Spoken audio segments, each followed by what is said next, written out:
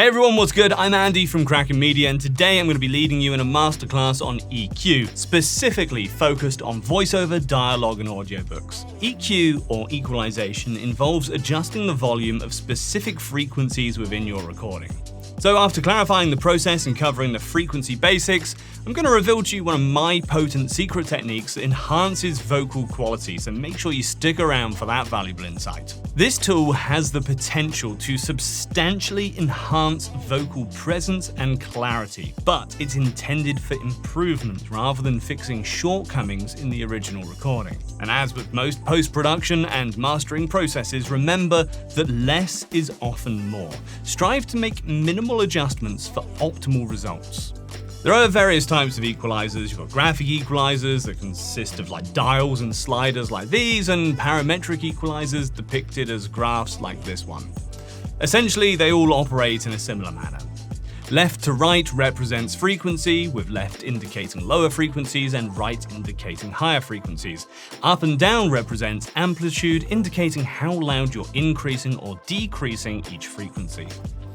Another key aspect to master the basics of EQ is what's called cue width. In a parametric equalizer, adjusting the cue width affects the width of the frequency band that you're altering. A small cue width affects a narrow band, while a larger cue width results in a wider adjustment. Starting at the lower end of the frequency range, we'll work through each frequency, discussing its characteristics and how it relates to voiceover recording. For most human voices, the range is under 20,000 Hz, so let's begin at the bottom with the sub-bass. Those extremely low frequencies between 0 and 100 Hz. Below 100 Hz, there's not a lot of voice present, though there is a slight amount between 50 and 100 Hz, especially around the 80 to 100 Hz range. Frequencies below 50 Hz are virtually non-existent in our voices. Additionally, this is where low rumbling noises are present, such as background traffic or any vibrations picked up from your desk. Plosives might also fall into this lower frequency bracket. A common technique here is the high pass or low cut filter. By applying this filter within the range of 0 to 100 Hz, we eliminate lower sounds. When using a parametric EQ, the shape resembles this curve. Aim to start the roll-off at around 80 Hz to retain some detail between 80 and 100 Hz. Gradually intensify the roll-off as you descend through the frequencies such as 50, 40, 30 Hz, etc. This process removes low rumbling noises and introduces some clarity to the lower end of your voice. Next, let's examine the low frequencies within your voice range, roughly between 1 to 250 Hz. This is the bass range. Now, beginners quite often mistakenly believe that boosting this range will deepen their voice. However, boosting these frequencies won't affect your vocal pitch. Instead, a slight boost, usually around 2 to 4 decibels, adds a little bit of warmth and depth to your recording. Consider reducing this frequency range if your recording exhibits a proximity effect, where being too close to the microphone causes a build-up in the lower frequencies. Moving on, we encounter what I call the muddy puddle, the 3 to 500 Hz range.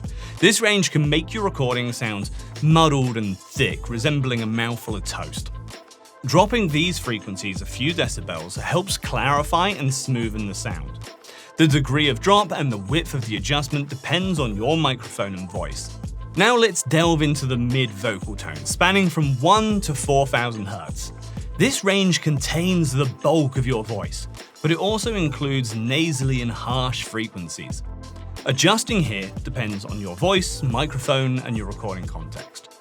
You might boost these frequencies to bring out the voice, or reduce them slightly to minimize harshness or nasal sounds.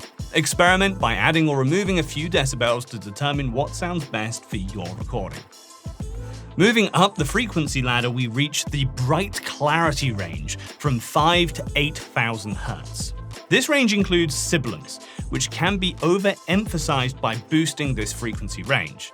A slight boost of around 3 to 4 decibels can bring out the detail and clarity of your voice, followed by using a de-esser to control and reduce any sibilance that's introduced. Lastly, the very high frequencies. So this is between 10,000 and 20,000 Hz. This contributes to an airy quality to your voice. Keep in mind that compression processes like MP3 conversion will probably remove most of these frequencies. Boosting frequencies around 10 to 15,000 Hz enhances airiness, while a high cut or low pass filter between say 15 and 20,000 Hz helps eliminate top-end hiss. In terms of using equalizers, remember that less is often more. Aim to add or reduce around 2 to 4 decibels per frequency band. Wide curves are suitable for boosting, while narrow curves work well for cutting frequencies.